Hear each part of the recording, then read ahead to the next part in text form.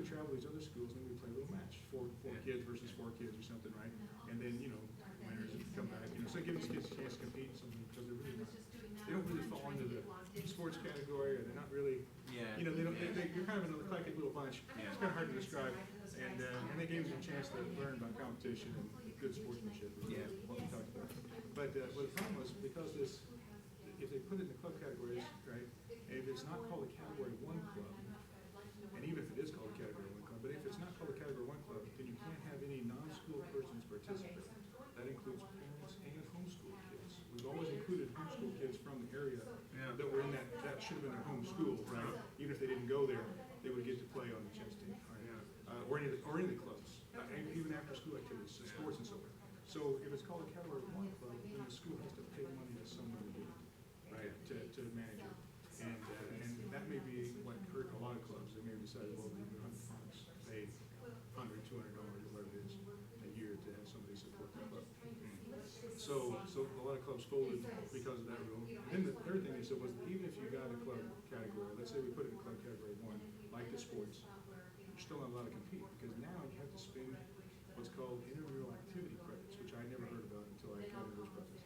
But every school gets given a certain number of credits. And what that is it allows them to compete with other schools. But they spend them all on, basketball, football, volleyball, on all the standard sports, right? So by the time it comes down to chess, there's no activity credits, intramural credits left over. And once again, no Credits competition. being a resource allocation for what, things I have like no idea that? how they assign it, but what they say is you get so many credits for like so many sports to then compete against other schools. And you can't just pick every sport and do it all. You watch every school has their own little set of things, right?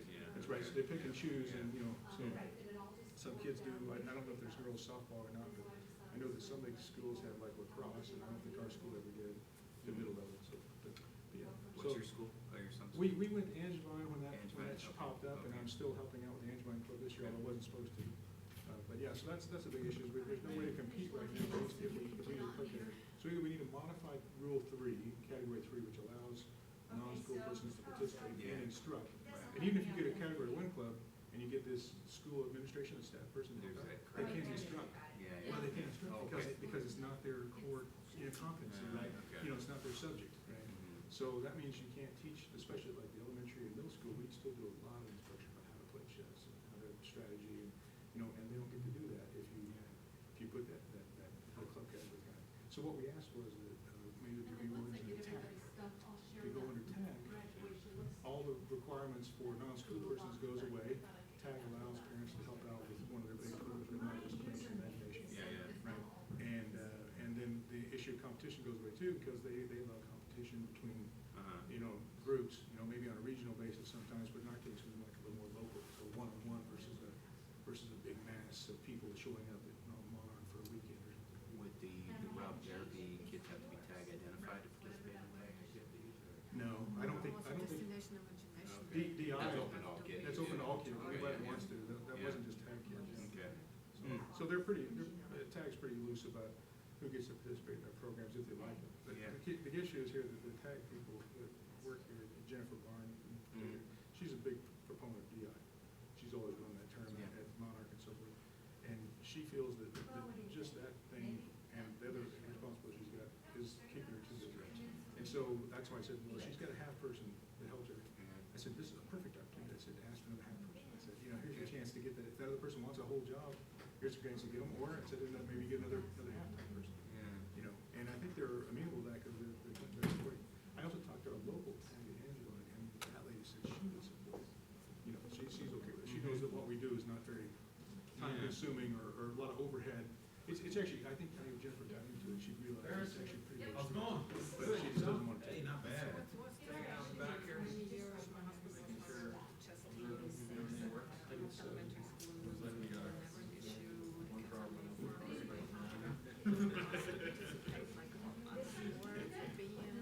That's right. We don't even charge an $85 fee. Nothing. It's completely free. It's very inclusive. Everybody can play. People with disabilities can play. Girls, boys, We provide snacks.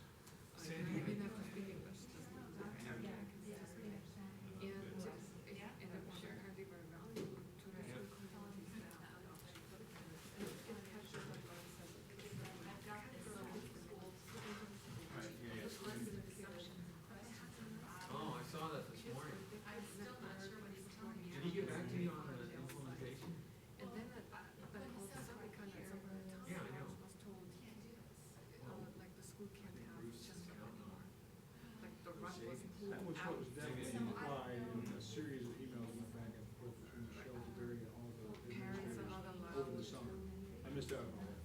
There's no, Parents are not allowed. there's probably an email thread somewhere, but I don't have it. Yeah, all I know is we lost about half the chess club after that Baker Street meetings. And I think some of the schools want to make sure they continue to participate. Now, the one thing, we always talk about equitability, right? And one of the things that's not equitable in this situation is that the charter schools don't have to subscribe to the programs. Everybody else does. So in other words, they have parent and volunteers still on their clubs, they're still competing, right? And amongst themselves, I know a couple more played a match. Unfortunately, for the rest of us now, we've gotten Yeah. the big squash on us. So, like I said, we need to modify Rule 3 or we need to tag it. Do something before the meeting starts, but, you feel free to email me anytime. Okay. You're gonna say something here. In as quick a All 4 right, minutes as I great. can. We'll follow up. Thank you. Yeah. Hi, how are you? Yes.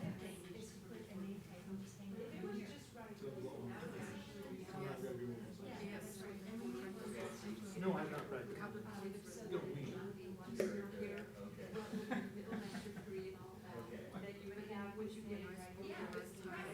doing no card. Keep talking. Yeah, good. That's good. You're prepared. Brought some of my supporting information. So are you gonna tag 2 minutes about Chesapeake, about I'm probably gonna shoot for about a minute on that. On the first thing.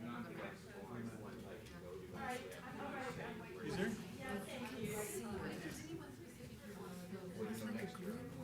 Or maybe it shows up on the computer. I don't know. They make it go. I And can open this somehow up. there was a green light, or was it somewhere there? But you can don't do anything. I can just open up the clock and look at it. But somewhere there was like a.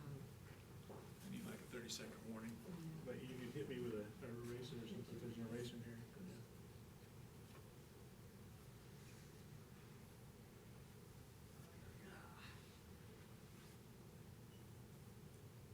So first, you're not big on the notification here. So I don't know if you were here last time. So did you talk at first, or did you hear me? No, it was so fun. They actually had a ceremony for one of the sports teams. And I forgot one word, whatever, soccer, I don't know.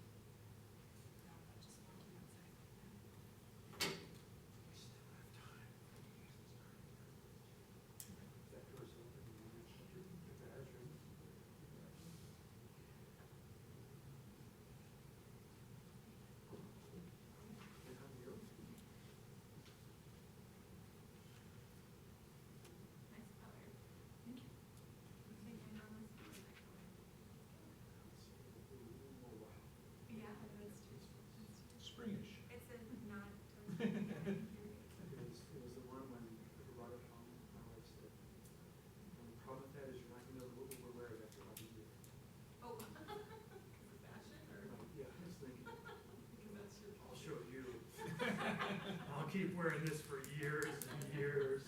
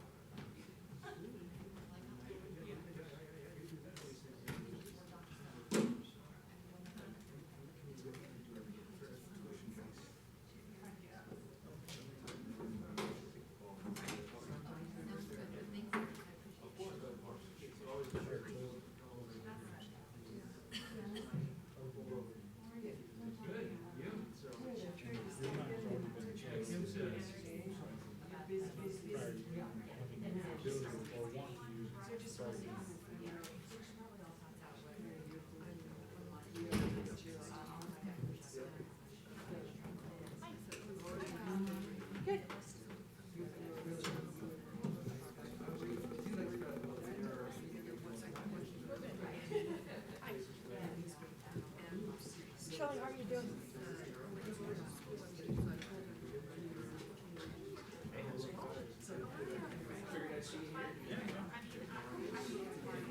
That should back to you. We kept waiting on the school to do something, yeah, but just, wheels turn very slowly. They can't. Fire up my machine.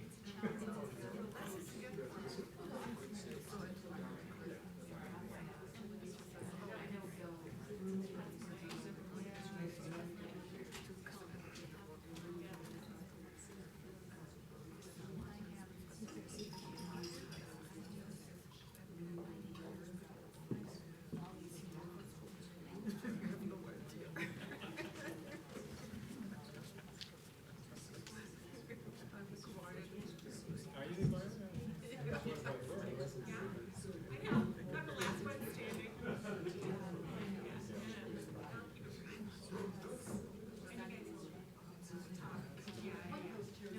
Yeah, that's right.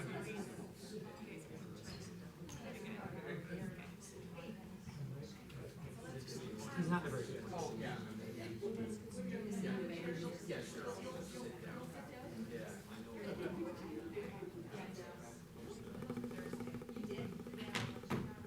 That's not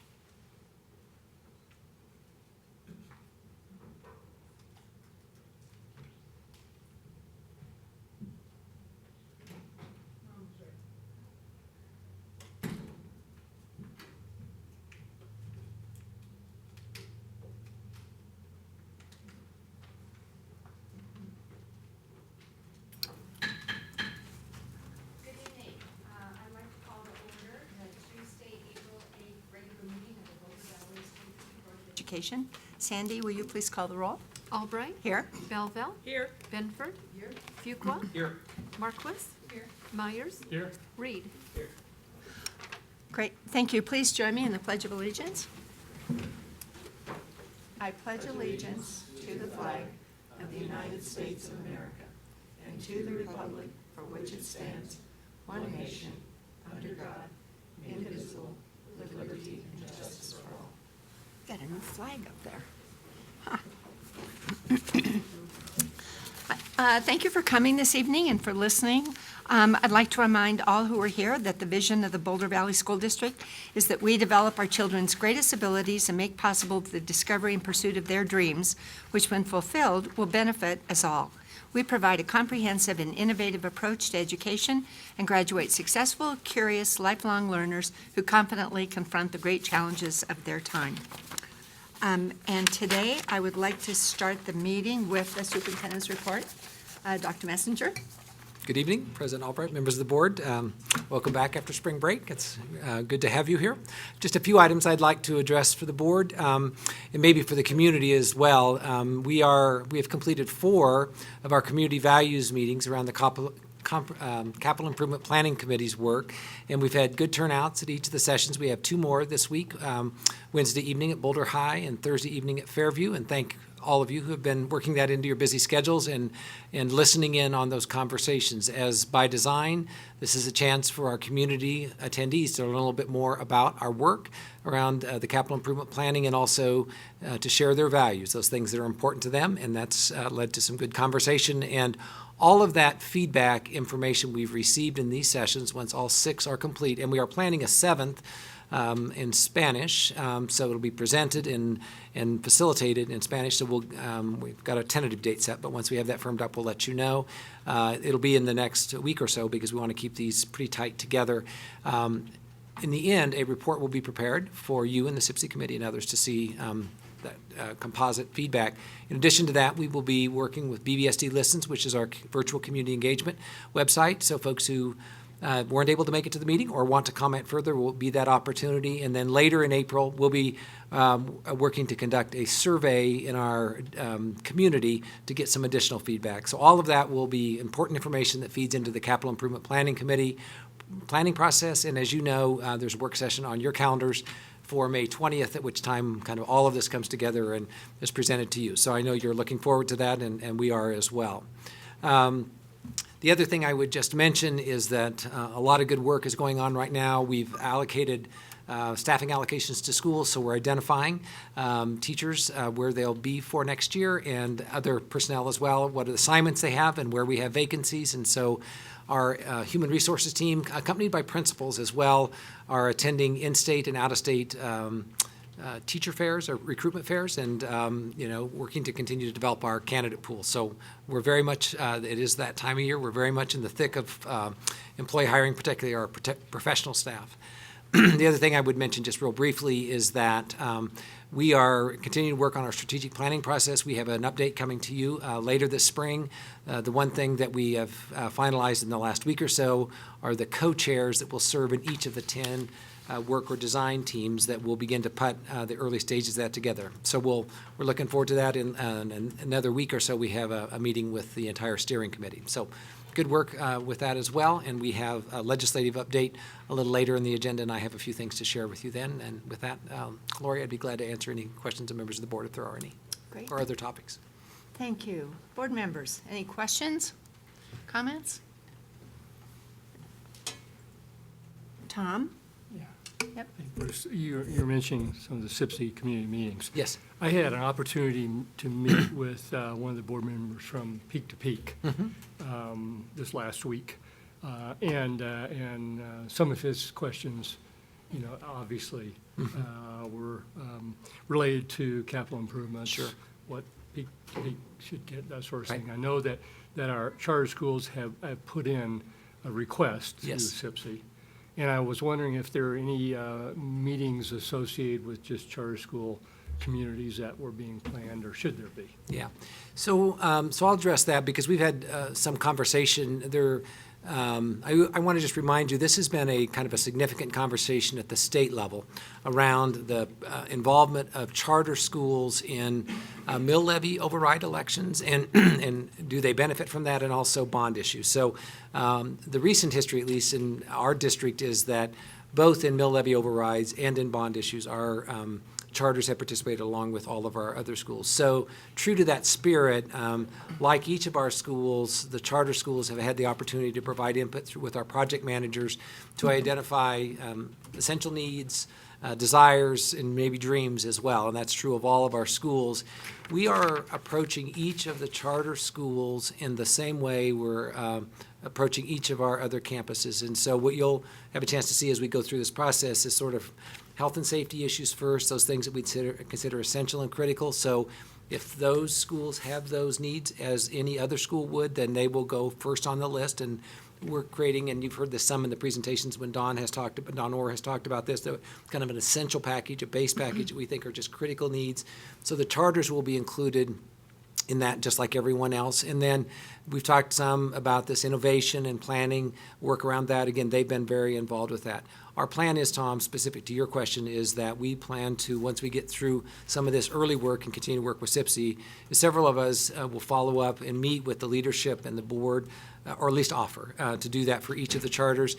One, to make sure they have that information, because they do have their own governing board, as you are our governing board. And so we just want to make sure, and it's been great about their participation in the meetings and giving us input, but we'll also give some personal attention so that when we get into the conversations in May and June in this boardroom, they will have this adequate background information.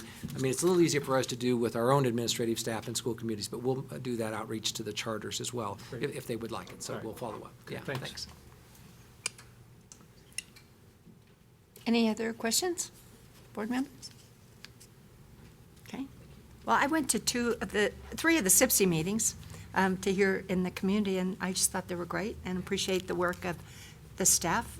It was nice. It was a good overview, and it was a good discussion about what the values are, and I was glad to see people engaged in the process. So thank you for organizing those. And Efforts coming from Don Orr and Susan Cousins, and many others have been very involved in designing the work sessions. Yeah. it was nice, very nice.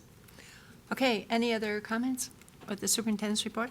Okay, the next item on our agenda is the DAC report. And Bruce, will you introduce this, or? Sure, I will. We've got Lisa Medler and Erica Meyer. So a new item, standing item to your agenda, recently new, is an opportunity on the first business meeting of the month to give an update on work within the District Accountability Committee.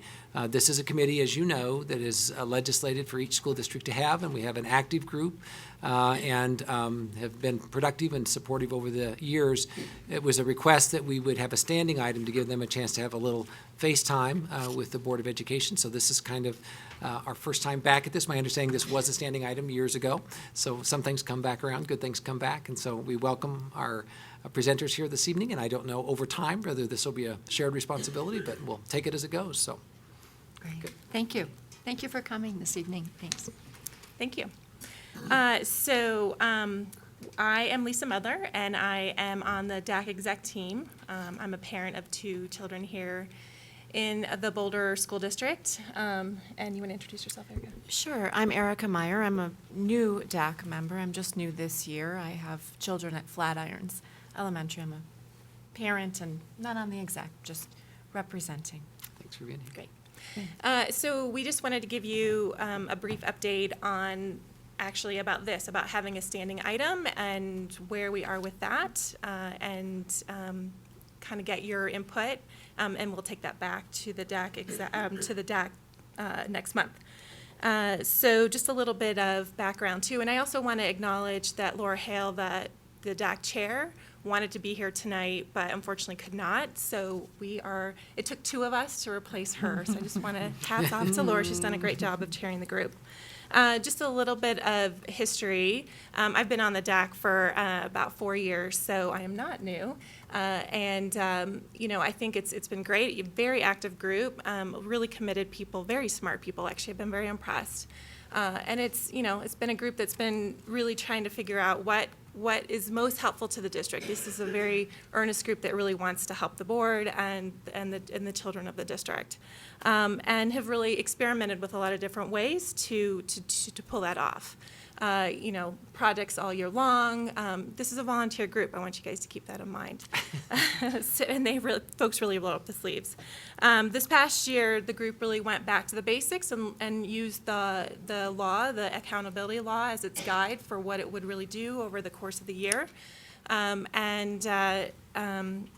So I think that in examining that, and one of the last items on the group's charges is that the local school board and the school district accountability committee shall annually and cooperatively determine the areas and issues, in addition to budget issues, that the committee shall study concerning its recommendations to the board. So I think, when we talk about this standing item on your agenda, I think that's where the DAC is really interested in having further discussion. And so in working with the liaisons, Tom and Shelley, they had the idea of, why not have a standing item, and let's do maybe some more, quick turnaround study sessions with the DAC, and I will certainly let them talk a little bit more about what their ideas were. But I did want to let you know that the exec team in particular were very interested in this idea, and then in bringing it to the DAC team last week. The DAC was very interested in really fleshing this out. I think what came back from the group is wanting to have a little bit more discussion on what does that mean when a representative goes in front of the board, things like that. So there's a little bit more discussion that's desired, but definitely really eager and felt like it was a great idea. I'll end with that. Eric, if you want to add anything? Maybe we should open up for questions at this point and see if there's anything else we can answer. Board members, any comments or questions? Tom, please. Yes, so I've had the pleasure of being able to be the liaison for DAC for the last year or so, and it's been a great experience, a great group of people there. And I just want to first publicly thank all of them, do this at the board table for all the hard work, a lot of smart people there. Recently, in the last, I don't know, Shelley, 5-6 months, we have been discussing how DAC could be more closely coupled to what the board is doing, because DAC is, a board committee. And I know there have been frustrations in the past that maybe some of the DAC activities weren't closely coupled with board needs or desires, or maybe weren't timely, maybe even a better way to put it. And, traditionally, at least since I've been on the board, we've met yearly with the DAC to, look over proposed projects, suggest some projects, and then the DAC tackles those and then comes back and nearly a year later and talks to us. So I'm excited about this monthly regular agenda item, because that could cut a cycle time from a whole year down to a month, that we could utilize some of the brain power that DAC has to really help us as we dig into some of the issues that we have to dig into. So that's the discussions that Shelley and I had over structure with the DAC exec. And maybe, Lisa, you can talk a little bit about the meeting and how that went and some of the discussions around that at the meeting. It might help. About the structure. About the structure. Yeah, and how we might do that. Sure. I think what we had talked about really was a way to have a little bit more give and take with the board. Certainly, Shelley and Tom have been very accessible and have worked with us, and so that's been great. But I think there's also a desire is there a little bit more discussion that can be happening? So I think if there's some quick turnaround projects that the DAC can take on, that might be a good consideration, and maybe some longer term ones. So this is a group of, keep in mind, this is a group of knowledgeable parents, volunteers. So there's some limits on what the group could take on, but I mean, it's definitely one of probably your more knowledgeable parent groups on especially around accountability, very interested in the strategic plan and aligning it with the improvement plan, budgeting, things like that. And just like I said, very dedicated folks. So, I think that's really the gist of what we had talked about, and really wanting it to be meaningful for both the DAC and for you as the board. Okay. Any other comments or observations or suggestions? Bruce? So I would just add, we have tentatively scheduled at least for May 22nd, a work session with DAC, at which time I think, as we worked in agenda setting, that the purpose of that would be to really, to Lisa's point, have conversation about, where this might go and what are some of those areas of alignment and how best to proceed with those. That would be kind of setting the stage for the 14-15 academic year. So rather than waiting to fall to kind of get a jump start on that this spring, and then maybe in that conversation talk a little bit about the reporting format and the conversations that occur with the Board of Education and the DAC representative. So I just want to let you know that that's, 6 weeks away? So we'll be returning to this conversation, and I assume DAC representatives will be in attendance. Right. I do remember that we talked about that agenda setting, and I look forward to that conversation in April, at the end of this month. Is that right? Is that So what you said? In May 22nd, yeah. The end of May, Or right. May, Okay. whatever that is. Jenny, did you have some comments to I make? just wanted to say that I look forward to that conversation too, because I've always kind of regretted that we didn't have a conversation about the work that DAC did once the work was done. And there have been times when DAC has had some feedback that came to, I mean, Shelley and Tom do a good job of reporting that back to us, but the direct conversation will be good too.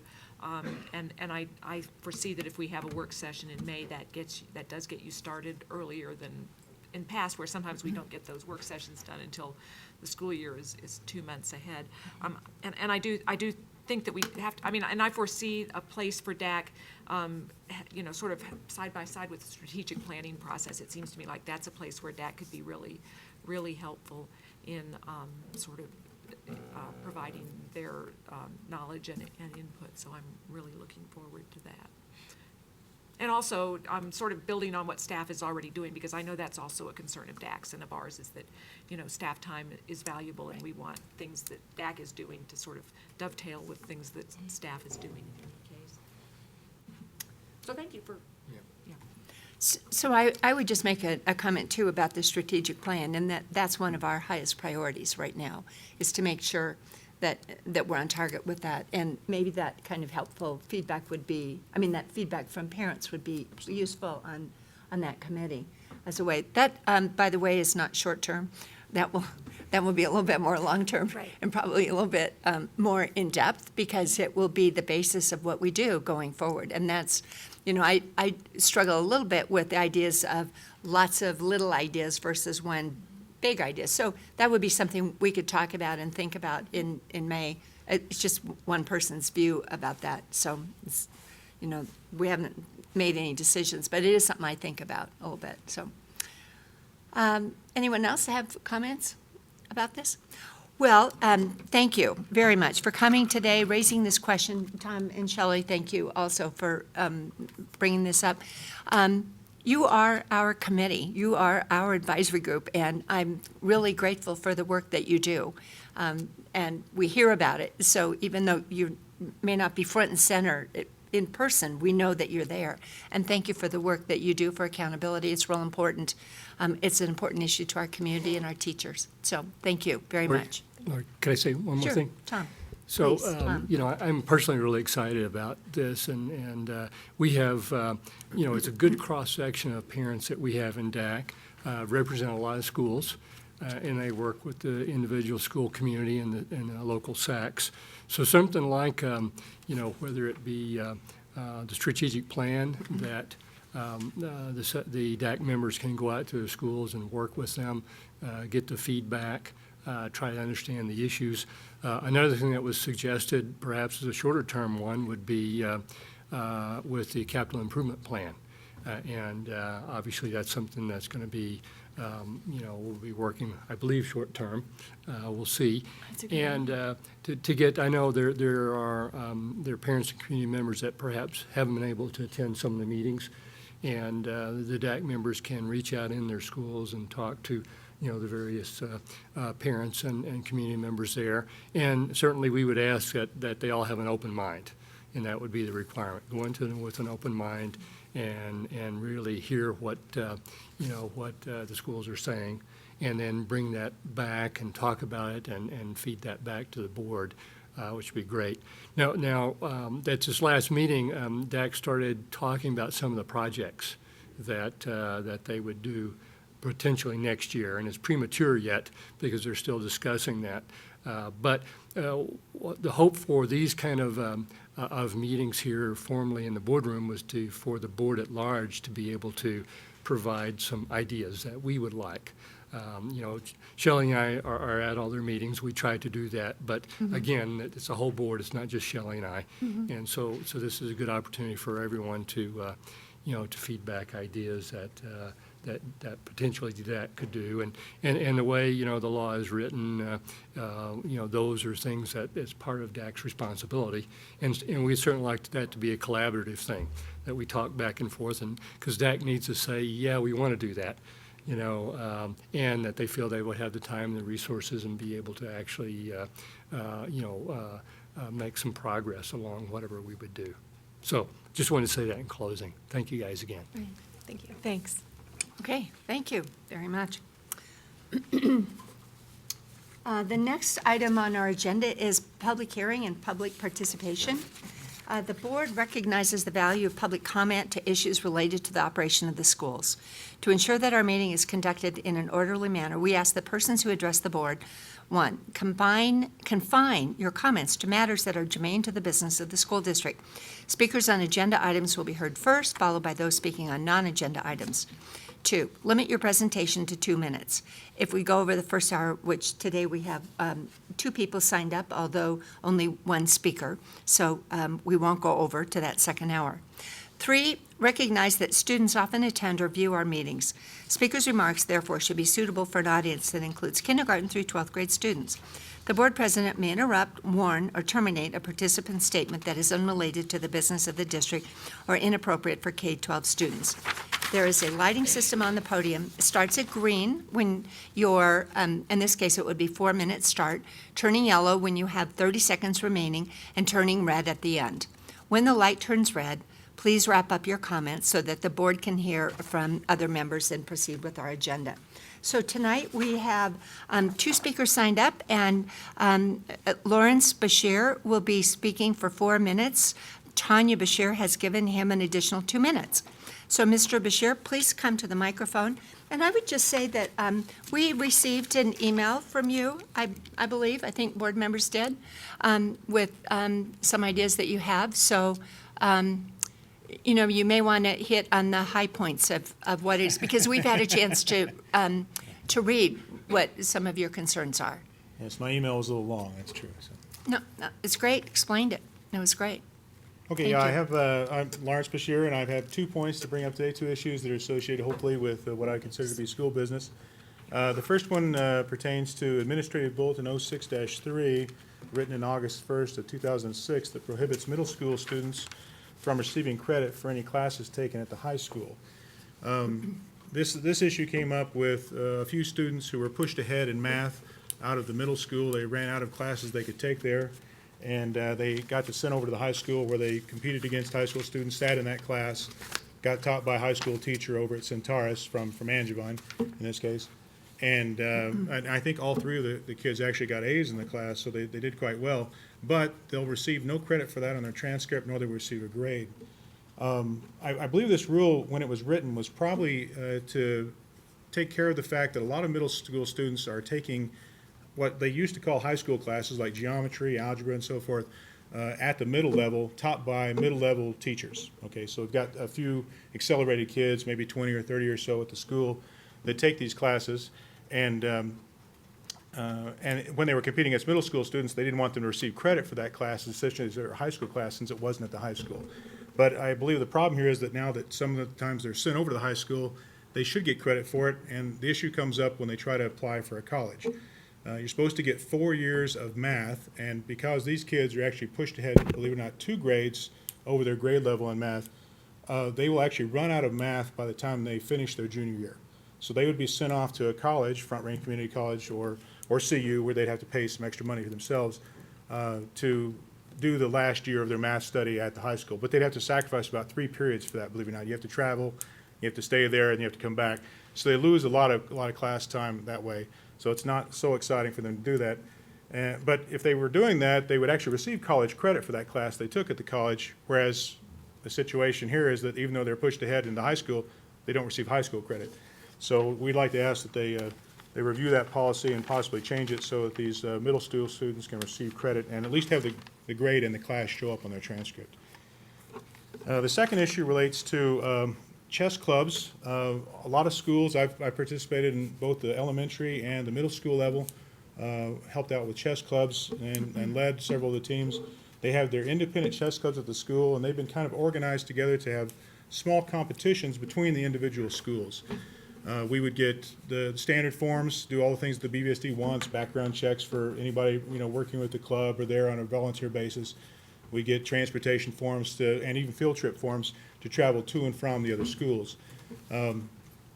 But this year, Michelle DeBerry and so forth sent out a series of emails to all the administrators that kind of eliminated a lot of clubs because it forced them to prescribe to the rules that are listed in these club categories that I also attended or included with my email.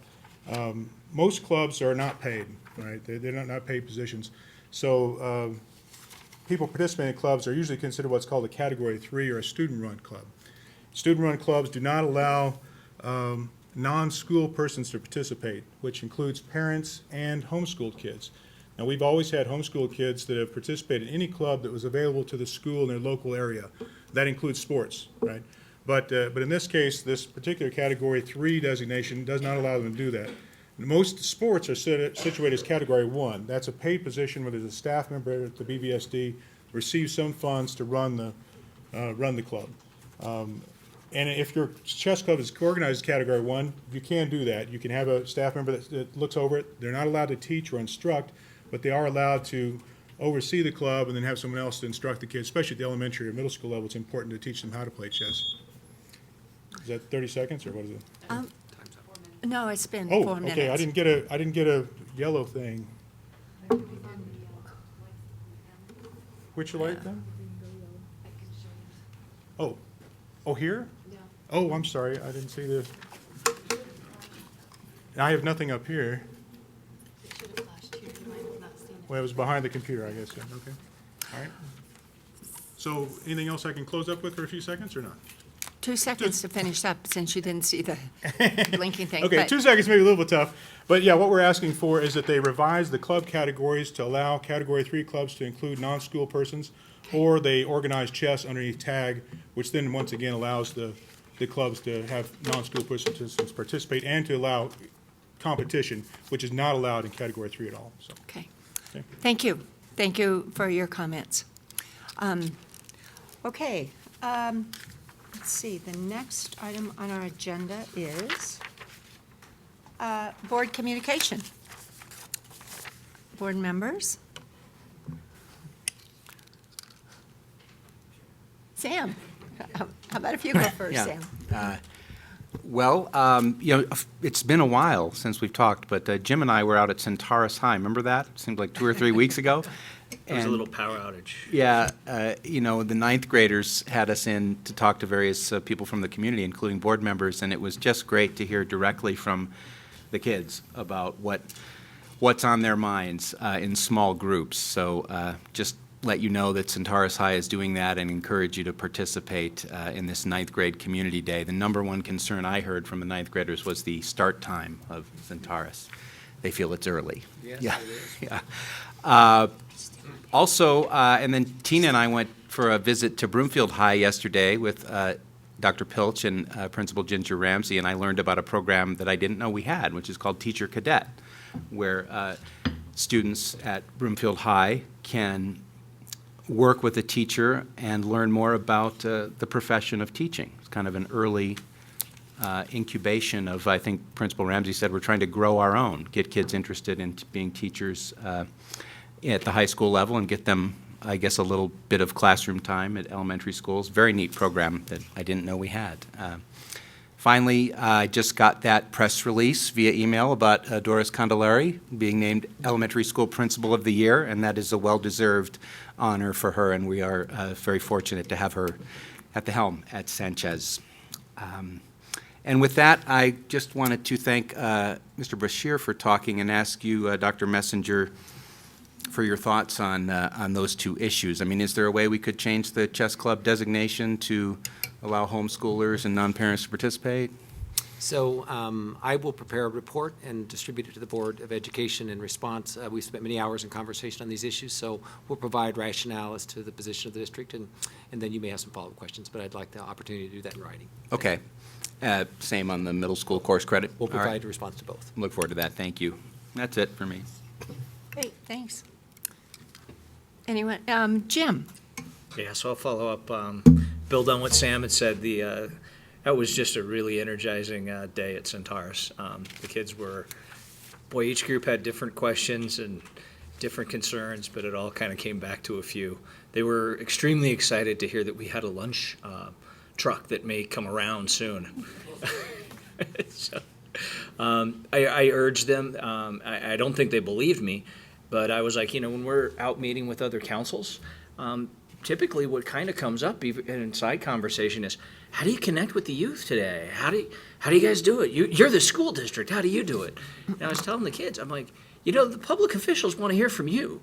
I was like, I get a couple of emails a year from a kid, a student. I'm right on getting back to them. It's neat when they're involving themselves in the process. And no one's emailed yet, but I'm hoping that maybe some of them will take it to heart and let us know what their concerns might be, or just even provide input. I'd like to thank Lawrence for bringing up these issues. I also need to point out that he's taught two of my daughters how to beat me in chess badly, so he has done an amazing thing with the chess clubs, and I know he's just one of many of the volunteers we have throughout the district.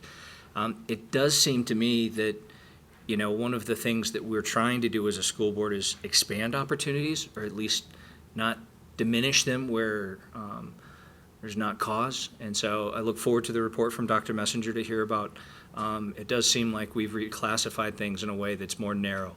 Homeschoolers are required by law to be able to participate in sports, and it seems like if that's the case, then we would want to expand access.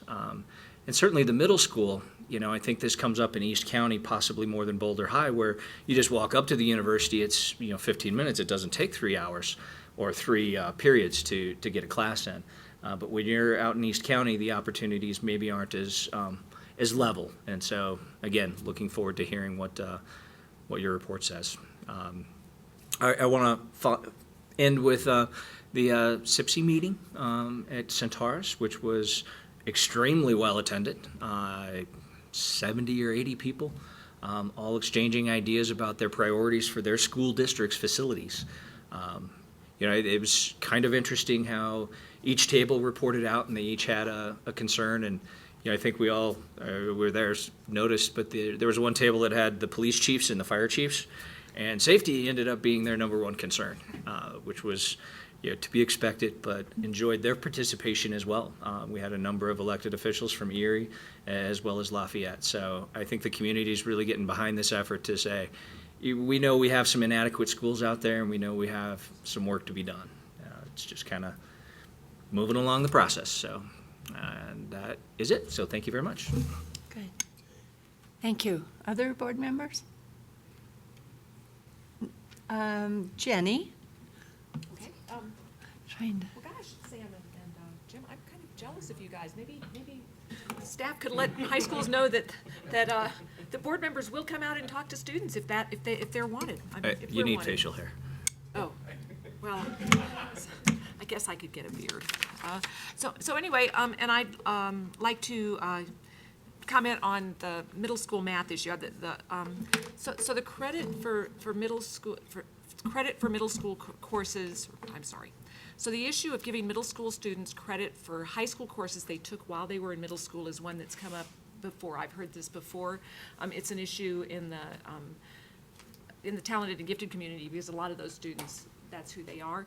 And one parent raised another problem with the way we allocate credit or don't allocate credit, which is that there are a certain number of students who will want to graduate early from high school for one reason or another.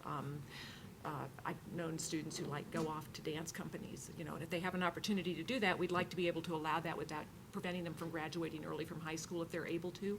And one way they're able to graduate early from high school is to take high school courses while they're still in middle school. So, so our policy does kind of choke off that option for some kids, and it's not something that even most talented and gifted students want to do, but for the occasional child who does, it can be an issue. And then the other thing is that a parent raised to me one time was that it just is discouraging to kids not to see evidence of the coursework they did on their transcript. I mean, it's just sort of if they did take the course and do well, it just feels bad not to get credit for it at the high school level. So it's just something that comes up not just now, but I've heard that issue before from parents and from staff, actually.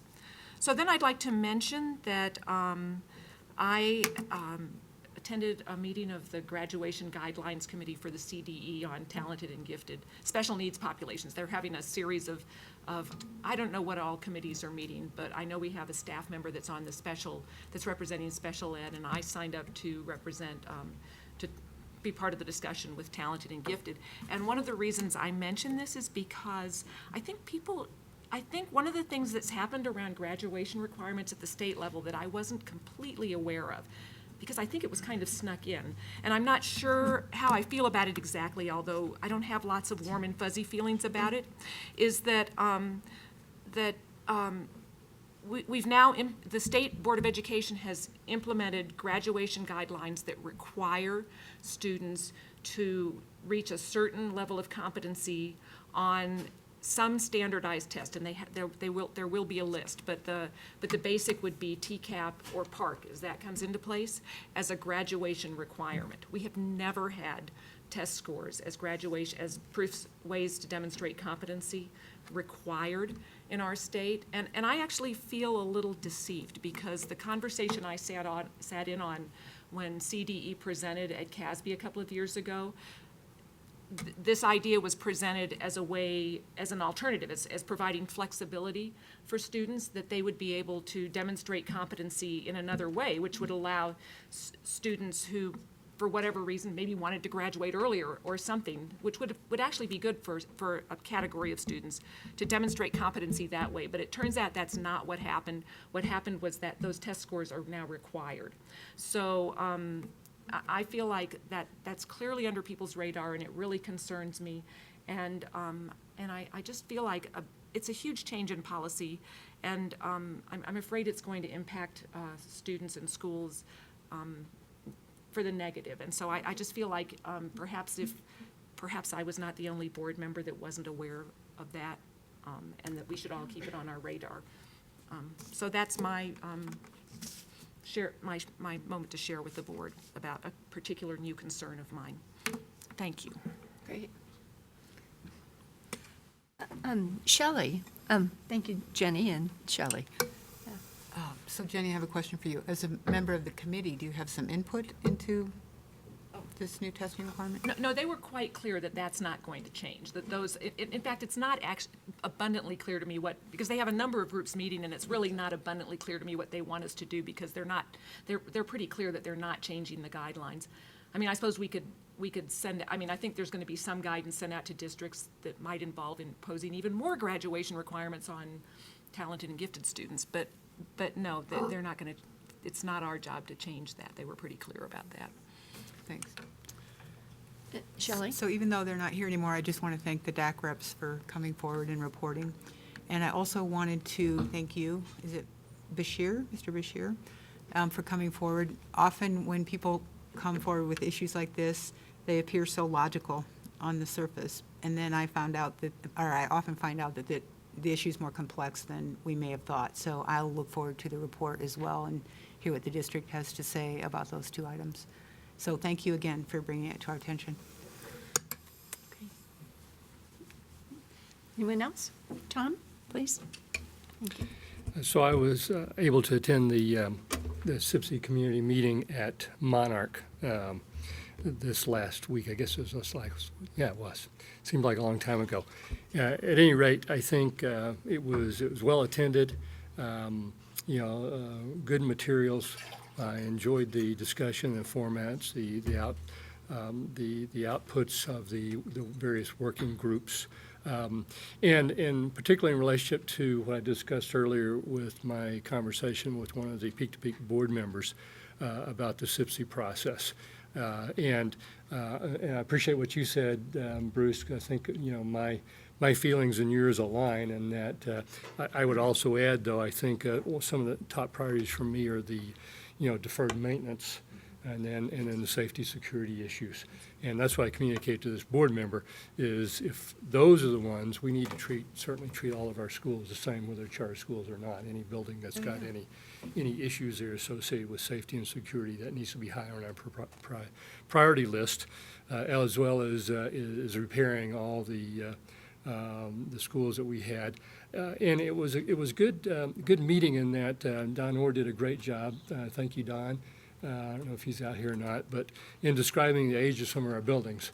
And I guess I didn't even realize the age of some of the buildings that we have. Certainly, there are a couple buildings that built in the 1800s, but what'd you say, there were 60-some-odd buildings that were, 50 years old?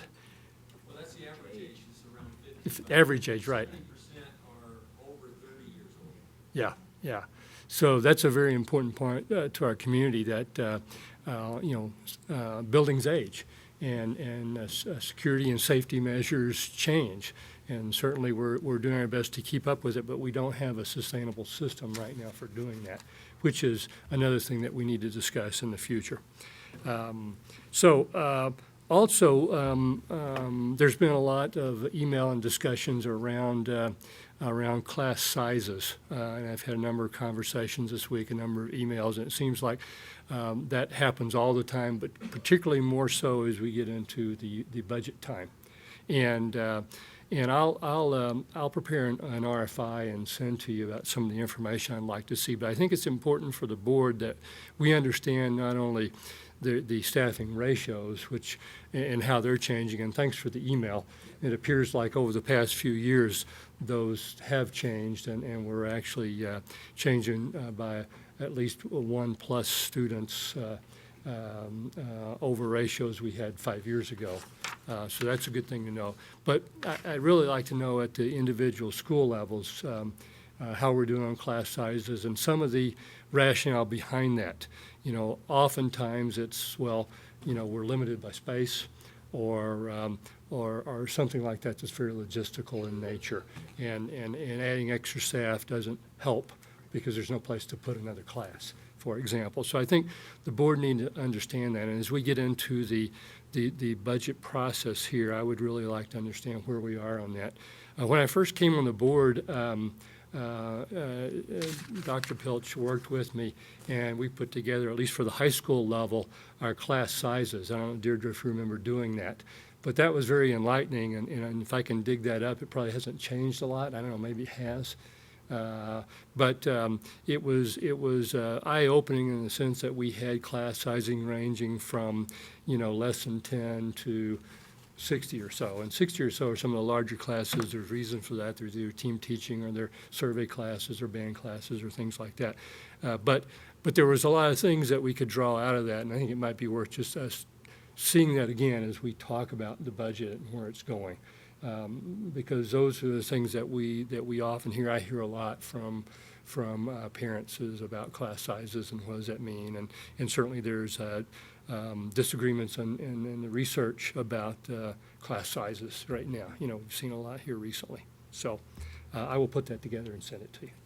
Thank you. Great, thanks. Okay, anyone else? Okay, the next item on our agenda is an information item, the legislative update to remind us and bring us up to date on where we are with the legislature, our major funding source, and where we're getting some directives. Looks like Briggs Gamblin is coming to the podium, and Bruce, would you like to So I'll take introduce lead this? on this, and Briggs can add. So a number of things are going on. Many of you probably know parts of this, but I'll give a quick overview, and I think any of our staff that work closely with this would be glad to answer your questions, and some of you are as well as informed as we are, so you can answer questions among yourselves. But one of the major areas of work we've been about this session has been around school funding, and so House Bill 1292, sponsored by Murray, Hamner, and Johnston from the Senate, has made its way, and has gone through some modification on its way, and so it appears that it's about ready to go to the Senate, and so they're just got some text. They're working on some revisions yet tonight, so we'll see. But I think the big pieces are probably in place. So I just wanted to mention a couple of those. As you know, we've been working hard, we being collectively the school communities across the state, board members, superintendents, teachers, parents, business leaders, to work on this negative factor, to restore funding to the level it should be by our Constitution at this time. It's $1 billion less than it should be, 16% deficit on school funding across the state. We were informed by legislative leadership in the governor's office there would be no increase in the negative factor this session. Right now, House Bill 1292 has $110 million to restore the negative factor. A little more than 10% of what is due, but it's better than zero. And so I think we should collectively be pleased where that's at, and we need to sustain that through the Senate and to the governor's desk. At one time, there was $80 million in negative factor and $100 million in one-time implementation funding. So the conversion rate of how they turned one-time money into ongoing money is an exchange rate that I personally wouldn't endorse any of us working from, because initially they took $60 million and made it into $20 million. And then just this last week, they took $40 million and turned it into $10 million. So that $80 million of negative factor dollars became the $110 million, but we lost $100 million of the one-time implementation.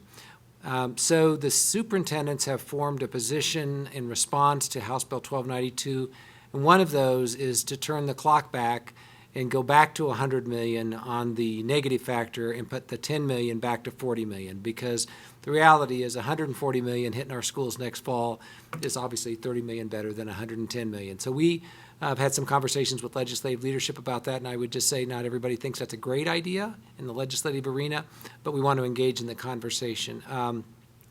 This present status of 1292 is the result of a bipartisan both houses working together. So it would appear that much of what's in 1292 when it leaves the House will stay intact through the Senate. So this is a piece on the funding. The other thing that was in the, 1292 initially was the average daily membership, changing our count system, a significantly burdensome system we anticipate from what we saw in the language of the legislation, and costly for money would go to CDE to do this, no money coming to schools, of course, to do it. So we fought hard against that. It was removed from 1292 for now. Apparently there'll be a study around how to count students going forward. The other dimension of this bill we've been working on is transparency.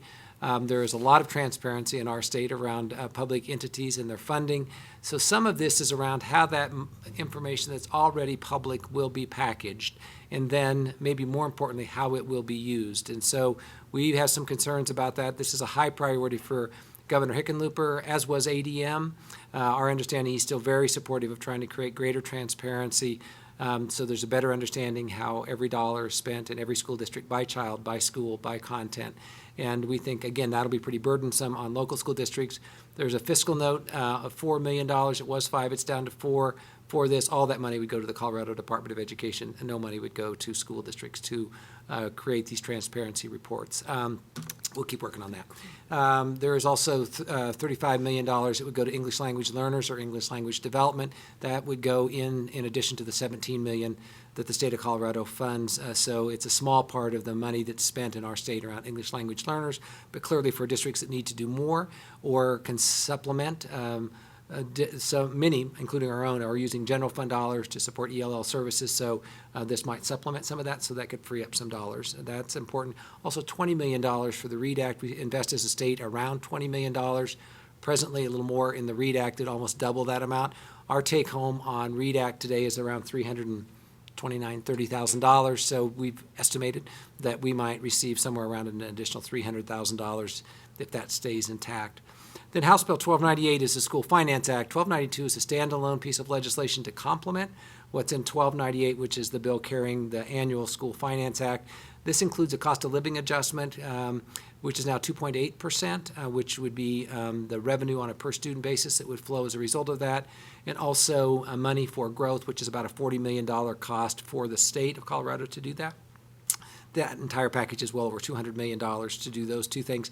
Embedded also in 1298 is $17 million for early childhood education, Colorado preschool program, and also to support full-day and early year kindergarten programming. And so we'll see how all that shakes out and what rules are attached, but there would be a possibility for some additional funding to augment our money we already see for Colorado preschool program and early childhood education. So time will tell on that.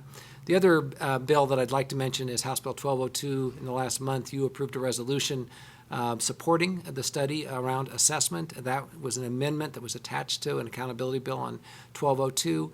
I think there's good support for that. Hopefully it'll make its way through. We will actively be involved in indicating input, if not participation, on that study committee if we would be so fortunate to have a member appointed to the committee. That appointment of that committee, if it's enacted, would be July 1 with a report prepared for prior to the legislative session. WestEd, which is the Educational Research Laboratory in San Francisco, is doing a on contract some analysis of testing. We've given some feedback to WestEd already. There have been some survey collection data from our district and districts across the state. So that'll help supplement the analysis that goes on with this study committee, is our understanding. So they've gotten started in the process. Then the last thing I'd mention, just a little bit where the superintendent's group is, this is our effort to organize school districts through school leadership of the superintendency. We've remained intact. We've remained unified. We've had good conversations. We identified about 10 superintendents representing a cross-section of our school districts in the state, from the metro to the east, the west, rural, mountainous, and I am serving on that representative group in part because of my role with CASE as the legislative co-chair with Randy Miller. Randy is the superintendent. In Eaton, we had a conference call yesterday morning at 7 a.m. to work on some things, and so we have been conversing and communicating regularly, again, trying to be responsive to needs of schools. Yesterday afternoon, a couple of us met with Senator Stedman and Senator Heath to visit about where we are with school funding and other issues, including assessment. Good conversation. The comment was made that we kind of get mixed message, and I said, well, give us a chance. We're trying to coordinate the voice of 178 very diverse school districts. It's a little awkward at times, and we bump into each other, but the good news is you're hearing from the superintendents and from school districts. And so, anyway, it was a good conversation, and although we were told at the beginning of the session there would be no money for the negative factor, obviously we've made progress collectively, and it isn't just the superintendents, but we've been helpful in that, I think. And so, anyway, we'll continue forward. Our plan for this group is that we'll get through the session. We're basically supportive of 1292 with some changes that I mentioned earlier. And so we'll do another letter to the governor and to the legislatures at the end of the session, reflect on how the session went. And then we have 2 days scheduled for June for the superintendents to come together to begin strategizing for the next session so we can be a little more proactive going forward. And obviously, we'll work with our education partners, CASB, CASE, and CEA, our education association. So those are some bills we've been working on, and I'd be glad to answer questions on those bills, or I know Briggs could brief on others, or whatever questions you have or things you'd like to share. Thanks. That was a lot of information. Busy time in the legislature. Thank you for your report. Board members, any comments or questions? Or Shelley?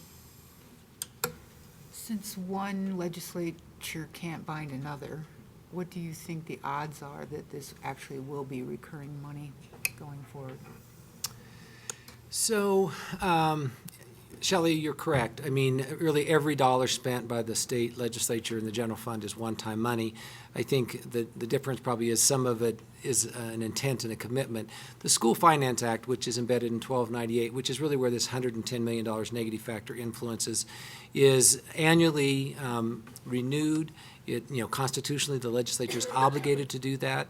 Clearly, since 2009, they've made $1 billion of reduction in that. So, clearly they've exercised the privilege to do that. So, I mean, I guess that we believe that we're working, and we think sincerely with the legislature to build this foundation up. So I think we're optimistic. I think one of the concerns about the implementation money, the one-time money, is that, you know, to use that to sustain services, knowing that it will end in 1 year, is, you know, a concern. So, I mean, I think as long as the economy is strong, we're pretty optimistic that these foundation pieces, English Language Learner, the READ Act, the negative factor, really are, you know, steps up towards a higher level of funding. But what has been evidenced is that that certainly could change, especially if the economy struggles again, because there's a lot of pressure on the revenue sources already. Sure, Shelley, please. And what impact will this deal have on the state education fund then? So some of the money that's being utilized in these funding bills is coming directly from the general fund in the long bill and appropriation. Some of it is coming out of the state education fund. So it's a mixture of the two. So part of, you know, Senator Stedman serves as the vice chair for the Joint Budget Committee. So that was one of the reasons we met with him yesterday. I mean, he openly expressed concern about some of these commitments that are made for K-12 and other sources or other programs that he believes aren't always sustainable, or in many cases aren't sustainable. So I think an over-dependence on the balance that's in the state education fund is risky.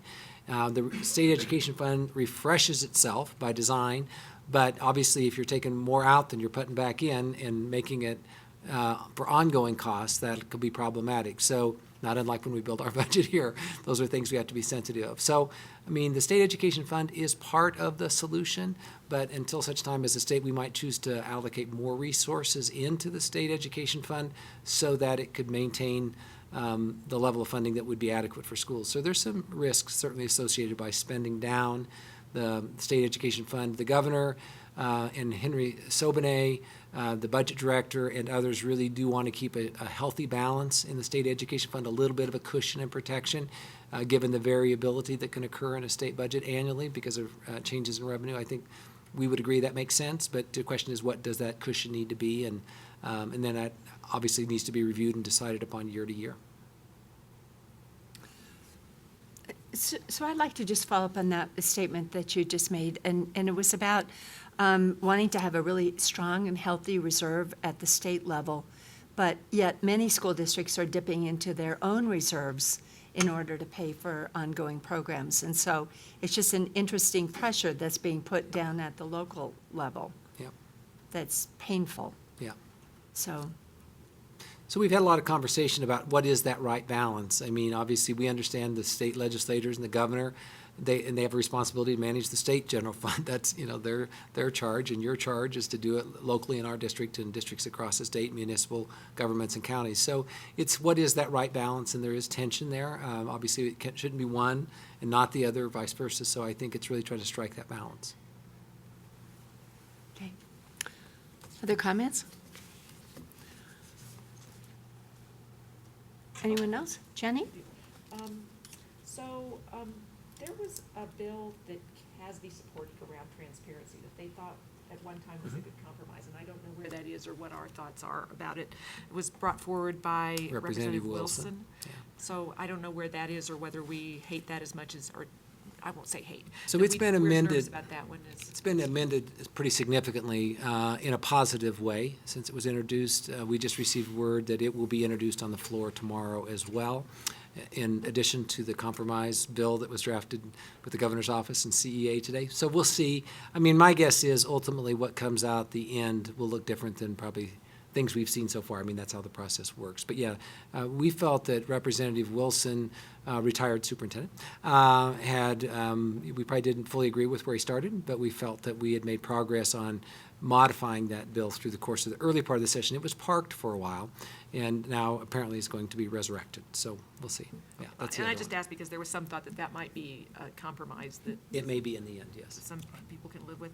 So, and at one point, some of the ELL money was going to be awarded on a competitive basis to school districts who did well and taken away from school districts who had more difficulties. I wonder if that's. Most of that language was dumped in the early work with the House on 1292. So there were the competitive grant piece that you mentioned, also some new expectations and requirements as it came into the categorical funding. I mean, this isn't this isn't done yet, right? It's still in process. But it went in to look more like the English Language Proficiency Act, ALPA, and so more like money we receive, except it would pay out for services over a longer period of time, more than the 2 years, which ALPA. And mostly the limitations on the ALPA dollars, the English language dollars today, is simply just a lack of funding. So, I mean, you can take the 17 million and spend it out over 5 years. You can spend it over 2 years, but if it's only $17 million, you're just going to get less every year. So I think by adding more money and loosening up some of the timeline restrictions, I mean, I think there's belief that most students, given the right supports, in 5 years can acquire the language. No one really believes that can happen in 2 years. So, but that really isn't that folks thought you could do it and acquire the language in 2 years. It's just all the further the money went. So some of what was in that early language on the ELL has been taken out. Well, that's good news. So then my final question would be, is there anything that the board can do, or, I mean, that would be helpful? Would it be, I mean, how can we support you in your efforts in the next couple of, I mean, because we know there's a time crunch. So I think what we've been asked, Briggs and I, we today communicated again with schools and parent leaders. I think that continued messaging is really important. You know, Senator Jones had a nice op-ed piece in the paper a week or so ago in the Longmont paper. So some of us dropped a note just to reinforce his advocacy for K-12. So I think whenever we can reach out, especially to our local legislators, to let them know we're following their work and we appreciate their support, et cetera. I think once this gets over to the Senate side, there may be some targeted work we'll do around this one-time money or not, and around the transparency, that once we feel like we know exactly what that might look like and who best to communicate with, Briggs and I will communicate that to you. And so again, I think just a quick phone call or an email, and again, that may not be our representatives that we need to make contact there, because it may be members of the Senate Ed Committee initially, which, you know, we've communicated that listing of folks so you know who they are. But so it's some targeted communication maybe in the next 2 weeks, Jenny, once we know better what we want to message on that could be helpful. And just a reminder to board members that CASB's, our regional day at the legislature will be a week from tomorrow. It's 16th, I mean, you I could think, go yeah. tomorrow too if you wanted to, but so I'm, it's on my calendar, so. Yeah. And that would still be, I think that timing will still be good. I have a final, anyone else? Any comments on this? One of the things I've been thinking about a lot is the stability of school funding and what happens to Boulder Valley, what happens to other districts in our state. You know, this board historically has had a leadership role in looking at issues. I mean, 14 years ago, 2 board members on this board said we've had enough and we need to think about school funding, and they were instrumental in getting Amendment 23 dreamed up, thought up, and then signatures, and then the voters voted for it.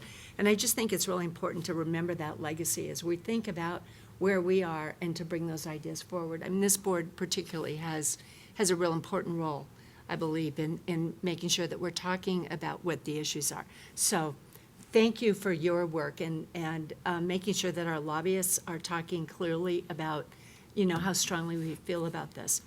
One of the things that I worry about with all of this, in particular because Amendment 23 was designed to be stable funding and long-term, is that this notion, Bruce, that you just mentioned to talk about moving this $40 million down into $10 million of recurring money. So $10 million recurring versus $40 million 1 year. If there's a way to get that into the base, I'm more interested in supporting it. But otherwise, $30 million, they don't buy teachers. That doesn't get us very far with what our goals are. We teach in the classroom. We work with kids. And so it's troubling. I mean, we can always use more money for one thing or another. I mean, we have a SIPC committee that's working hard on facilities, but at the same time, I just think it's really important for us to be thinking, and for the public to be thinking about our legacy here, and that there should be long-term recurring funding. And I think that that's a message that is just crucial. So I know it's, I'm preaching to the choir here. I mean, we've all talked about this at length, but I just think it's important for the public to understand. The legislature has lots of choices about where they could spend money, and they have clearly chosen to spend it in other areas rather than education this time. And, I think it's important for them to, for the public to know what's happened. So that said, kind of a discouraging message, but keep lobbying, keep the faith, keep working, and I am very grateful for your work. I'm especially grateful for the work of the superintendents. I think it's been an amazing, powerful group, and they speak for communities, and it's important. And I think that's why you've together with other superintendents have been as successful as you have. It's a great group. Thanks. So thank you. I want to just comment one more thing on the funding. Then Briggs, I would ask maybe if you would comment on the one around the executive session, that legislation that has been and been reintroduced, if you would. But I want to just comment quickly on, I mean, one of the things that has been a bit unique about the superintendent's group, and maybe one of the things that we're maybe most proud of, is watching colleagues argue for needs of school districts that are not their own. When we have urban, suburban superintendents arguing for rural educators and rural educators arguing for needs of urban districts, I mean, part of it is folks just simply didn't understand what was unique about Holyoke or Marino or Denver. I mean, folks just didn't know. And so lobbyists can only go so far with that argument because they don't live it every day. But when you get those voices, and that occurred in the meeting I had yesterday with Senator Stedman and Senator Heath. The one thing I want to say, then I'm going to hand this back over to Briggs, is that Senator Heath made the point that we're fighting over a fixed amount of money, and that that's not necessarily a bad thing. But in the end, there's not enough money to go around, and we still need to find additional revenue source. And obviously, recently we haven't had much success with that. And what I conveyed is our commitment is to do both: secure money short term so we can get programs sustained or back in, and also commit to finding revenue sources that will help not only support K-12 but all of our state services, because they're all in a very difficult way. So, we all know that that's the longer term solution to this. So, Briggs, do you want to comment on the other bill? The other bill is, now the number escapes me, I believe it's 182, but I'll double check that. It's in your latest legislative update. And this is an attempt to reintroduce House Bill 1110, which was earlier postponed indefinitely. It was the one that would have required various reporting requirements and record keeping on executive sessions, and the belief of this board and other boards across the state and other school executives across the state and many legal minds across the state was that was going to have a chilling effect on attorney-client communication that's so necessary to the running of a school district, and that it was an overreaction to a situation that had occurred primarily in one school district, and an emotional reaction to a personnel action that occurred between a school board and a superintendent in a neighboring district, and that was probably not the best way to make policy for 178 school districts. And so what happened was, quite frankly, the bill passed the House, the 1110.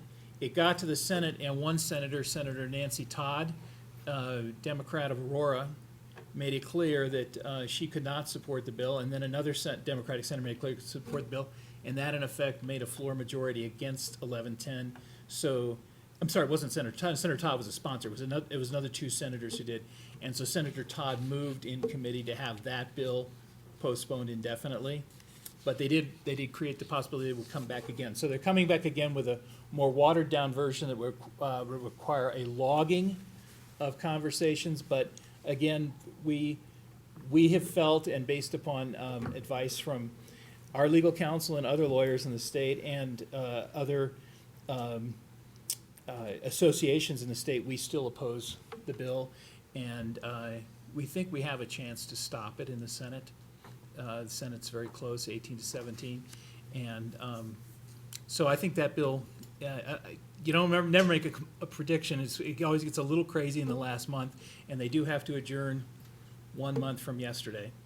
But it appears that we should be able, I think, to stop that legislation, and hopefully argue for some reflection about this kind of policymaking.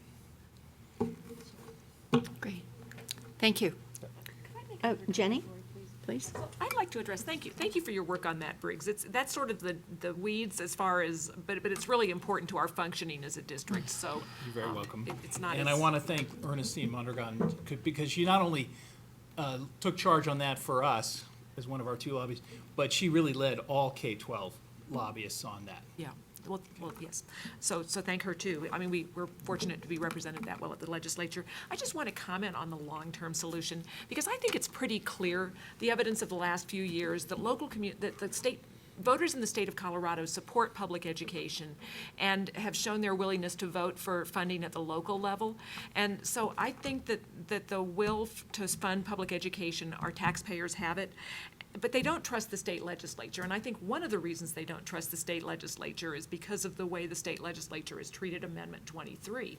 And it's sort of a way to prove that they're not trustworthy, because they're not spending money in the way that the voters have asked them to spend the money. And so I think that this business of refusing to fund back the negative factor, or calling it a myth, and claiming that, or claiming publicly, as I've heard, that we're fully funding public education in this state when clearly we're not by any reasonable definition, only hurts the legislature's chances of arriving at a long-term solution. I mean, I'm probably, again, speaking to the choir the same way you were, Lori, but I feel like, really, I mean, this goes to the trustworthiness and good governing policies of our legislature. And I think at the local level, we can say that we spend money, that we tell our voters how we're going to spend the money, and then we spend it that way. And if for some reason, there are differences, we try, we explain that clearly and have long public input sessions. And I think the legislature could stand to follow our example. Great. Any other comments? Okay, thank you. Thank you, Briggs Scanlon. Thank you, Bruce Messenger, for that legislative update. The next item on our agenda is the consent grouping, and I'll read them. Personnel items: approval of minutes, March 11th, 2014. Approval of minutes, March 18th, 2014. Appointment of District Accountability Committee members.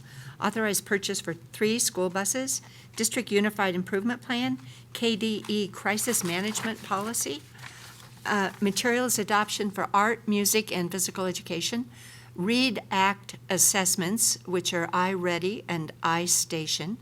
Grant a Special Education School to Work Alliance Program, or SWAP, Colorado Division of Vocational Rehabilitation 14. Do I have a motion to approve? Jenny? Sam, second. Are there any, would anyone like to pull one of these items? Seeing none, are there any comments or questions to any of these items? Jenny? I just have a comment. I'd like to say that I happened to see a teacher back when I was on a school visit, a primary grade teacher a few months ago, and she was absolutely thrilled by the new reading assessments. She said that they were, I mean, she was a first grade teacher, and she said that they were easy to administer, and they lined up well with our new standards, and gave her really valuable information about her students. So I'd like to congratulate our staff on picking a great new assessment. Great. Tom? So I have a question as well on the READ Act assessments with iReady and iStation. From my understanding, these are K-12 tools, but we're only purchasing K-5 portions, and I was curious as to why that was. So the primary purpose is our obligation under the READ Act is to administer them at the grade levels. And so obviously districts can do more than what's required. So initially, Tom, we have, our obligation under the law is to identify students who are deficient in their reading development as early as young as we can. And so these will be administered to all of our primary grades, K-1, 2 students. Once they make their way to intermediate grades, we would only assess if those who the information would be valuable. So it won't be every student every year for students who are proficient there at those levels above, although they will be included in this membership, this subscription. So I think over time, we'll be better able to answer that question. A couple things. One is, what value does it add for all levels of readers? And what will the burden be for other assessments? So where does Park fit into this? And so, not to test multiple times on information that gives us the same information. So I think I wouldn't say that's, and it might be targeted populations of students at upper levels as well. But I think initially this gets us started. So the commitment on this contract is really to a multi-year, 3-year, to get started, and then we'll assess it, and then we'll know much more about the other assessments as we go forward. So I would say, and then also look at other assessments. So we've used DRA2 for a number of years. It is not a state-approved test for the READ Act. So there's quite a bit of internal conversation going on, and until we see iReady and iStation, does that assessment still have value to us? So, we're not saying teachers cannot administer that. We're not requiring that they do the DRA2. So I just think in the next 3 years, realistically, that's our commitment on this assessment, and to see how it serves us. And so I wouldn't rule any of that out, but I think initially it's really trying to get our feet on the ground and also being respectful to the burden any assessment may place on our classrooms. We also have the readiness assessment that will be introduced for pre-KK. So so I think we'll just see that door open, Tom. Okay, Yeah. thanks. Shelley? Yeah. I was just reading about a district in Oregon who felt like there was a lot of emphasis on reading, but not very much emphasis on writing, and that a lot of these tests are designed mainly for reading. Yeah. And so they have instituted their own grade level assessments for writing. Writing. And I'm just wondering what BVSD is doing in that regard. So I would just say, Shelley, with regard to writing, not as much as we'd like to be doing. And that's not to say we don't have good writing instruction, that we have students who are good writers. We just had this conversation yesterday among our instructional leadership team about increasing our expectations around writing assessment and making sure that it's juried in a way, if we do assessments, that it's a valid and reliable measure. And so some of that's going on right now with teacher peer-to-peer review of those writing samples. I think again, probably is in part my response to Tom, is that we want to do more with that over time. However, we also recognize the burden this is going to place on classroom teachers, particularly in the K-5 schools, pre-K-5, because they teach all of those content areas. And so, not that it's easier at the higher levels, but generally you'll have teachers that are focused just in a single content or maybe two. So I think it's on our list of things to worry about. I'd also say that it'll find its way into our discussions around instructional improvement and student success in the strategic plan. These different content areas are sort of queued up around assessment. But again, trying to get some of these things that we know we have to do in the 14-15 school year with the new Colorado measure for academic success, the CMAS, and PARC is a part of that, this iReady, iStation. So we haven't lost track of it, Shelley, but truly probably de-emphasizing the formalized assessment of it, not the instruction of writing, but the assessment of it until we get a few of these things underway. We just had that conversation yesterday, how important that is. Thank you. One of the things I read about this particular district was that their focus wasn't completely on just assessment. It was more on the instruction of writing. Absolutely. And that it was, drop everything and write for 5 minutes kind of thing without really assessing. It's just the experience of Have writing. the experience, absolutely. And Yeah. so I do want to just affirm that I believe overall we have a strong commitment to writing and good instruction around that. Some of those strategies, probably not as consistent as we would like, and that's work that we need to do and continued professional development around those strategies, and then doing the right level of assessment. So for both accountability, but also for students to get feedback. By middle elementary grade, students really can, or younger, begin to understand what those developmental characteristics are of writers and begin to look at their own writing or even peer-to-peer that. So there's a lot of strategies that I know are being used in our district. So I did want to suggest that we aren't doing good work around it. I just think there may be some value where we can hold ourselves collectively responsible if we get some of these assessment measures in over time, but probably go slow with that. Great. Any other questions on this? Okay, seeing no other questions, Sandy, will you please call a vote? Albright. Yes. Belleville. Yes. Benford. Yes. Fuqua. Yes. Marquis. Yes. Myers. Yes. Reed. Yes. Motion passes.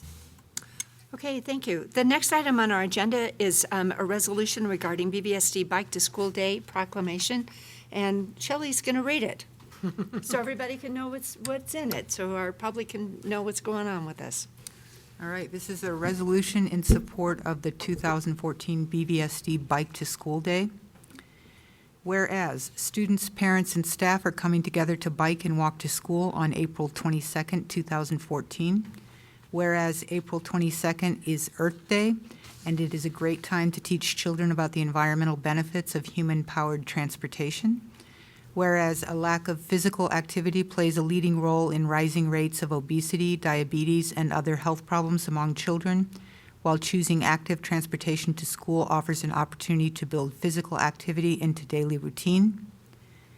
Whereas students cycling and walking to school reduces traffic congestion and air pollution. Whereas the Boulder Valley School District has a robust Safe Routes to School program. Whereas the Boulder Valley School District engages in a crosswalk safety initiative known as the Heads Up campaign, delivers cycling education through the BLAST program, bicycle lesson and safety training, and encourages students to walk, bike, bus, and carpool to school through the BVSD Trip Tracker Rewards program. Now therefore be it resolved that the Board of Education of the Boulder Valley School District, RE2, proclaims April 22nd, 2014 as BVSD Bike to School Day, as recommended by the superintendent of the district. And be it further resolved that such designation and authorization shall remain in effect until or unless modified by future resolution of the Board of Education. Adopted this 8th day of April, 2014. Great. Do I have a motion to approve this proclamation? Sam? Is there a second? Tina? Comments? Besides suggesting to everybody to bike and walk? Tina? I've already registered my daughters. We're really looking forward to biking on April 22nd. Oh, good. Okay. Anyone else? Comments, questions? Great. Sandy, will you call the vote, please? Albright? Yes. Belleville? Yes. Benford? Yes? Buqua? Yes. Marquis? Yes. Myers? Yes. Reed? Yes. Motion passes. Thank you. The next item on our agenda is discussions about upcoming agenda items. Are there any comments or suggestions? We've been going through Tom, please, go ahead. I think, we had the work session over Amendment 23, and I believe that's slated for discussion at the upcoming board meeting. Is that correct? Right. It's on the agenda for April 22nd. Great. And we'll see it, I think, as an information item. And at that time, we'll discuss where we want to go at that point. But you're right, it's on the agenda. Okay, great. Second thing is, since Jenny brought it up about the graduation proficiency test and graduation requirements, that may be a good information item as well for us. Oh, okay. It's a So suggestion. that reminds me of some other concerns we've had ongoing about graduation requirements, A, from the state and B, from us. Right. So I think it's an important topic Yeah. to think about. And figure out how we want to it attack on it, the because list. there's a lot of Okay. information there. Yeah. Right. And how many are our own requirements? How we want to deal with it. Yep, good question. Okay. Anyone else? The other items? Okay, so the other thing, pardon? Oh, Shelley, sorry. I've had parents ask me about this several times over the few years that I've been on the board, and I just want to, I don't know if it's an information item or an agenda setting item or, what it would be, but there's concern that some parents are not allowing their kids to take the ACT, the school level ACT, because the score is being recorded on their transcripts. And they're concerned about how those transcripts might appear to colleges. They would prefer that their student determine whether the ACT is a better test than the SAT, so that they can position themselves better for college admissions. And if they take the ACT without knowing whether they're better at the SAT or the ACT, which often is the case because it's early in the process when the district gives the ACT, that they could be disadvantaging their kids by having that put on the transcript. So I guess my question is, why do we do that? I'm assuming there's a reason for it. I don't know what that is.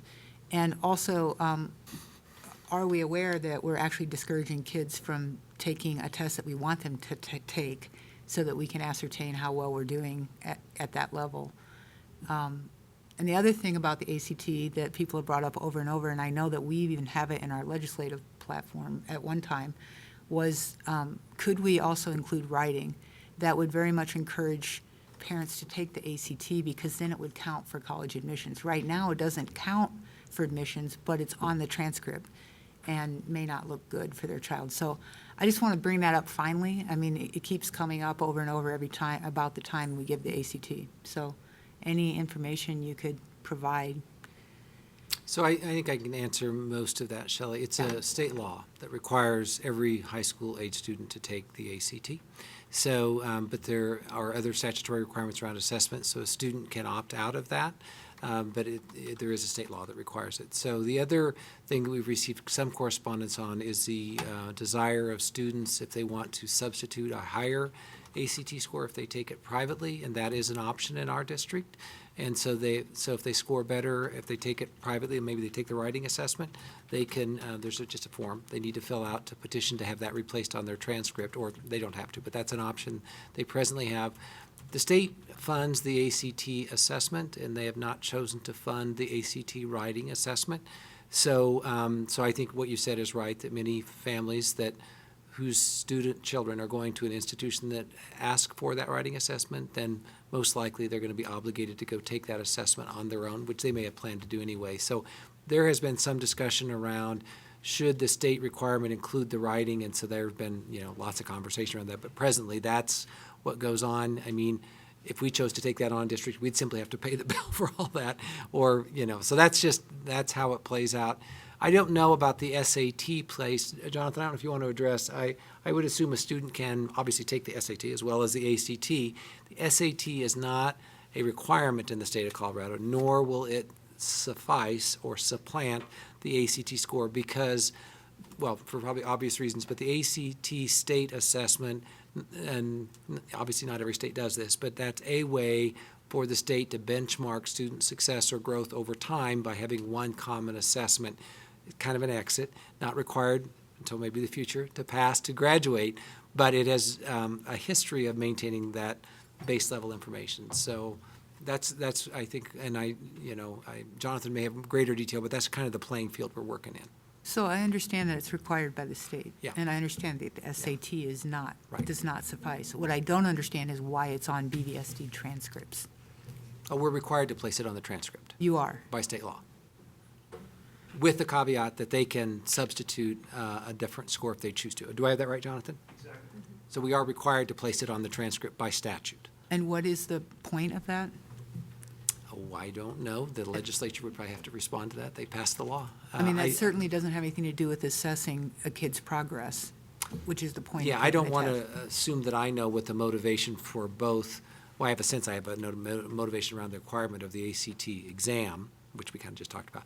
I think the requirement to put it on the transcript that's in statute, I don't know the full motivation for that unless they wanted to be sure that if the state invests that level of money, that there's documentation for each individual student, one, that they took it and how they did on it. The decision is a local decision, and it's allowed within the statute that we can do this substitution. Again, districts may handle that differently. That's just how we handle it in our district. So it's a statutory requirement. I'll take it up with my legislator. Well, this group of legislators might not recall when the bill was passed. I mean, but yeah. Okay. Before we adjourn, I guess this is a reminder that we have a meeting on Friday with the Broomfield City Yes. Council at At Emerald, 7:30. 7:30 At Emerald Elementary. Elementary, right? And so board members are invited to attend, and the community is welcome to come. It's an open public meeting with the Broomfield City Council. And Jenny will be running the meeting, because I that's will right. be out of town. So, any other comments? Great, well, then this meeting is adjourned. Thank you all for coming. There we go. 7:30.